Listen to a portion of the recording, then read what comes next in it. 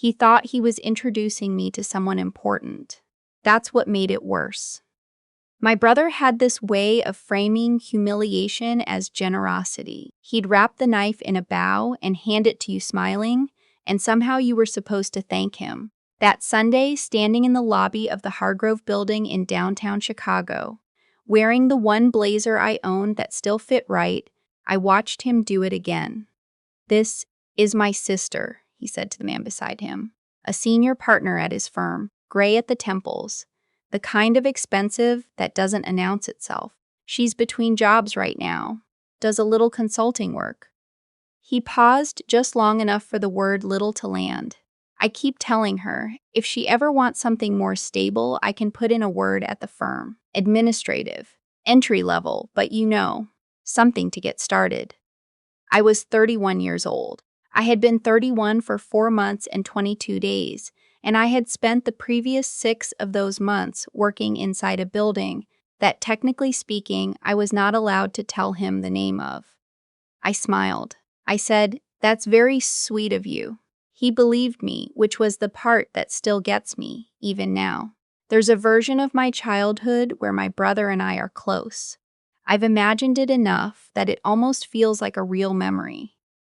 We're a year and a half apart, he's older. And when we were kids, that gap felt enormous. He was the one who figured things out first. First to drive, first to date, first to get a summer internship at a consulting firm our father knew through the country club. By the time I was doing anything, he had already done it better. I don't think he was cruel, exactly. I think he genuinely believed the story he told about me. That I was scattered, that I changed directions too often, that I had potential, sure, but I never quite focused it. He said that last part to my mother once, when I was home for Christmas, and he didn't realize I could hear him from the kitchen. She never quite focuses it. My mother made a sound that was not agreement but was not disagreement either, and I stood there holding a bowl of cranberry sauce, listening to the particular silence of being discussed. I had an undergraduate degree in mathematics from Northwestern. I had a master's in computational linguistics from Georgetown, and for 3 years at that point, I had been working at a division of the Department of Defense that analyzed intercepted signals intelligence, sorting noise from signal, finding the patterns in what other agencies had decided was static. My official job title on paper was Research Analyst GS-12. My unofficial designation inside the unit was something I had earned rather than been assigned. They called me Meridian. I didn't tell my brother any of this. I didn't tell my parents. The work wasn't secret in the way that thriller novels make it sound. There was no dramatic oath, no vault door with a retinal scanner. It was more that you simply developed a habit of not talking about your day. After a while, the habit becomes the person. The Sunday my brother introduced me to his colleague as someone doing a little consulting work, I was in Chicago for a reason that had nothing to do with him. There was a conference, an annual gathering of defense technology contractors and federal procurement officers held at the Hargrove Building every March. Low profile, not classified exactly, but not publicized either. I had been asked to attend as part of a working group reviewing natural language processing applications for signals work. I was presenting a paper the following morning. I had written it over 4 months, had revised it 11 times, had received a note from my unit chief that said simply, "This is the one they'll remember." My brother had texted me that morning. "Hey, are you in the city? My firm's annual client dinner is tonight at the Hargrove. You should come. Mom would love it if we had dinner together." I had said yes because I was already going to be in the building, and because something in me, the part that was still the little sister who heard things from the kitchen, wanted to see what happened. I did not anticipate the lobby moment. I should have. He was with 4 colleagues from his firm and a cluster of their clients, and he spotted me getting off the elevator and waved me over with the particular enthusiasm of someone about to do something kind for someone who couldn't do it for themselves. The introduction I described. the little consulting work, the offer of administrative work at his firm, entry level, something to get started. One of the colleagues, a woman about my mother's age, sharp eyes, the kind of listener who doesn't give anything away, glanced at my badge. I was still wearing it because I had come directly from the afternoon working session and hadn't thought to take it off. It was a standard federal contractor badge, blue lanyard, my photo, and in the upper left corner, a small designation printed in black on white. Meridian, OSD restricted access. She didn't say anything, but she looked at it for a moment longer than a person looks at something they don't recognize. My brother kept talking, something about how I'd always been more of a free spirit, how some people take longer to find their footing. I nodded in the right places. I watched the woman's eyes. We had dinner on the 42nd floor in a private dining room his firm had reserved. Round tables, good wine, the kind of restaurant where they don't put prices on the menu because if you're asking, you're at the wrong table. I sat between my brother's wife, a woman named Kendall, whom I genuinely liked, and who I suspected liked me back in that careful way people like someone they're not allowed to be close to, and one of his junior associates, a man named Fletcher, who had recently graduated from Duke and wanted to talk about machine learning in a way that suggested he had recently read one article about it. I asked him questions. I let him explain things to me. My brother watched from across the table with the expression of someone pleased that his charity case was being included. At some point during the main course, the conversation shifted to the conference. One of the clients, a man named Webb, who ran a defense subcontracting company out of Bethesda, mentioned that he was presenting the next morning. His company made software, signals processing, pattern recognition for communications intelligence. I said carefully, "What kind of pattern recognition?" He looked at me the way people look at someone who has wandered into a conversation they have no business being in. "It's pretty technical," he said. "Government contracts, not really." "I understand," I said. "I work in signals analysis." OSD.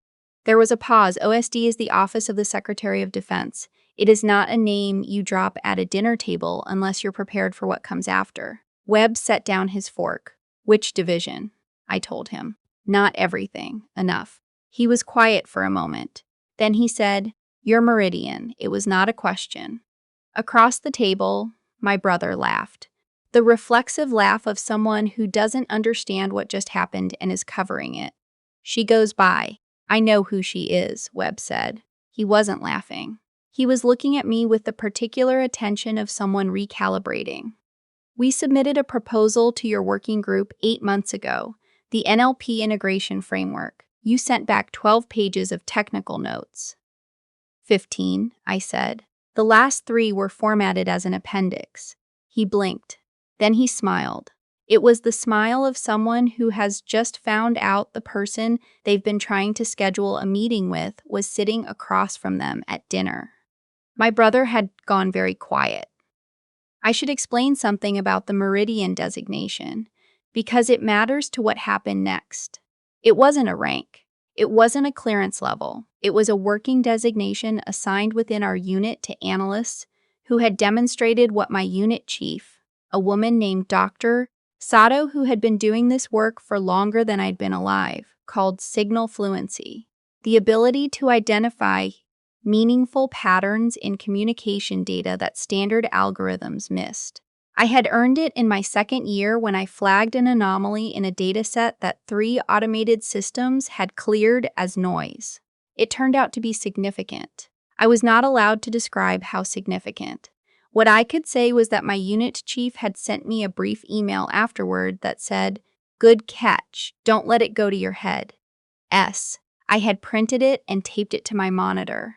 It was the closest thing to a gold star I had received since 5th grade, and I treasured it. The Meridian designation meant, in practical terms, that people in certain rooms knew my name. Not many people, but the right ones. Webb was one of the right ones. After dinner, in the elevator going down, my brother and I were alone for the first time all evening. His wife had gone ahead with the others. It was just us and the soft sound of the elevator descending 42 floors. He said, "I didn't know you worked at OSD." "You didn't ask," I said. "You never said." "I know." He was quiet. I watched the floor numbers descend. 38, 37. "That guy Webb," he said. "He really knows who you are. We've corresponded on work matters." He looked at you like he stopped. Started again. He looked at you like you were someone important. I thought about saying something gracious. I thought about saying something honest. I thought about the kitchen at Christmas. The cranberry sauce going cold in my hands, the particular silence of being discussed. "I am someone important," I said. "I've been someone important for 3 years. You just didn't know because I didn't tell you. And you didn't ask because you already had a story about me. That's not." He stopped. "I know you were," I said. "That's what made it so exhausting." The elevator reached the lobby. The doors opened. I walked out first. The morning of my presentation, I arrived at the conference room 20 minutes early. This is a habit I developed at Georgetown and have never broken. The room was one of the building's larger meeting spaces, maybe 60 chairs arranged in a classroom configuration, a projector already running, the PowerPoint I had submitted ahead of time loaded and waiting on slide 1. By the time people began filing in, there were maybe 40 attendees. Procurement officers from 3 branches, contractors, 2 people from the NSA whom I recognized and exchanged nods with in the way that means we know each other from a context we won't describe. Dr. Patricia Weston introduced me. She was the chair of the working group, a former DARPA program manager who now ran federal AI policy at OSD. We had spoken on the phone 6 times and met in person once, but she introduced me as though she was reading from a document she had memorized and was proud of. Meridian designation, Office of the Secretary of Defense. Her previous work on non-standard signal detection in multilingual communications datasets has been cited in classified literature across 4 agencies. She's here today to present findings that I expect will change the way several of you think about the problem. I stood up. I walked to the front of the room. I gave the presentation. I won't describe the technical content because I genuinely cannot, but I will say that at the 17-minute mark, one of the NSA people interrupted me to ask a question that required me to go back 2 slides and draw something by hand on the whiteboard. And when I finished, the room was quiet in a way that rooms are quiet when something has just shifted. Afterward, Webb found me at the coffee station. "That appendix you sent us 8 months ago," he said. "I owe you an apology." "For what?" "We didn't implement it. Our lead engineer thought your recommendation was too conservative. We went with a more aggressive filtering approach." He paused. "We've had problems with it. I think you were right." "I know I was right," I said, "but thank you for saying so." He laughed. "Then, can I ask you something personal?" I said, "Yes. Last night, your brother. Does he know what you do?" "He does now," I said. "And before?" "He thought I was between jobs." Webb looked at me for a moment. Then he shook his head slowly, the way people shake their heads when something is funny and sad at the same time. "I've been trying to get a meeting with Meridian for 8 months. He said, "Your brother introduced you to me as someone who needed a referral." "Life is strange," I said. "It really is." He handed me a card. The kind without a title, just a name and a number, which, in certain circles, means more than a title. "When you're ready to talk about next steps on the NLP framework, call me, not through procurement, directly." I took the card. I put it in my jacket pocket. I finished my coffee. My brother texted me that afternoon. I was on the train back to DC, watching Illinois flatten into something gray and endless through the window. The text said, "I've been thinking about what you said in the elevator. I'm sorry if I made you feel like I didn't take you seriously." I read it twice. I thought about the word if. I texted back, "Thank you. I know you meant well." Which was true. He had meant well. He had meant well in the way that a person means well when they have decided who you are before you've had a chance to show them, and then they carry that version of you around like a fact, like something that doesn't need to be revisited. The thing about my family is that they are not unkind people. My mother calls on birthdays. My father emails forwards about investment strategies. My brother books reservations at good restaurants and picks up the check without being asked. They do the things that loving people do. They just also built a picture of me in their head sometime around when I was 19 and uncertain and hadn't yet figured out what I was good at, and that picture calcified. It became the truth about me because it was easier than updating it. I spent 3 years doing work I couldn't describe at dinners. I received a designation I couldn't mention in birthday calls. I built something real and specific in the dark, the way that certain things have to be built, quietly and without witnesses, until suddenly you need to walk into a lit room and someone says your name and everything that was invisible is just there. I don't need my brother to have known. That's not what I needed. What I needed, I think, was to hear myself say it. I am someone important. To say it out loud in an elevator descending 35 floors with the person who most needed to hear it. And to feel that it was simply true, not defensive, not an argument. Just a fact I had been carrying around by myself for years and finally put down somewhere else. The train passed through a small town I didn't know the name of. A water tower. A grain elevator. The last thin light of a March afternoon. I opened my laptop. I had a follow-up memo to write for the working group, a list of implementation recommendations, 3 emails I hadn't answered. I started with the memo because that's where the work was. That's always where the work is. Not in the elevator, not at the dinner table, not in the lobby, where someone is busy explaining you to the people who already know your name. The work is in the room before anyone else arrives. In the revision you make at 11:30 at night when you realize the 3rd section needs to be restructured. In the note from your unit chief that says "good catch" and nothing else, and means everything. That's where I lived. That's where I had always lived. My brother just didn't know the address. 3 weeks later, I got a call from Webb's office about a contract consultation.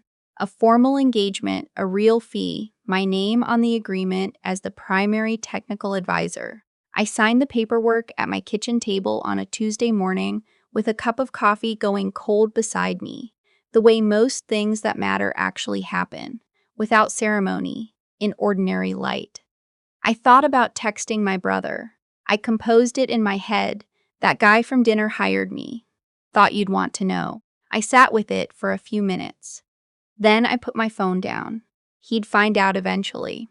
People like Webb tend to mention names in rooms, and rooms in this city are smaller than they look. And when he did find out, it would be the same as the elevator. Except this time, I wouldn't have to say anything at all. The paperwork would say it. The room would say it. The name on the agreement would say it. Some things you earn in public with witnesses, and some things you earn in the dark, alone, in a room no one else is cleared to enter. And then one day, without planning it, you walk out into the light and somebody already knows your name. I finished my coffee. I opened the next file. There was always more work to do.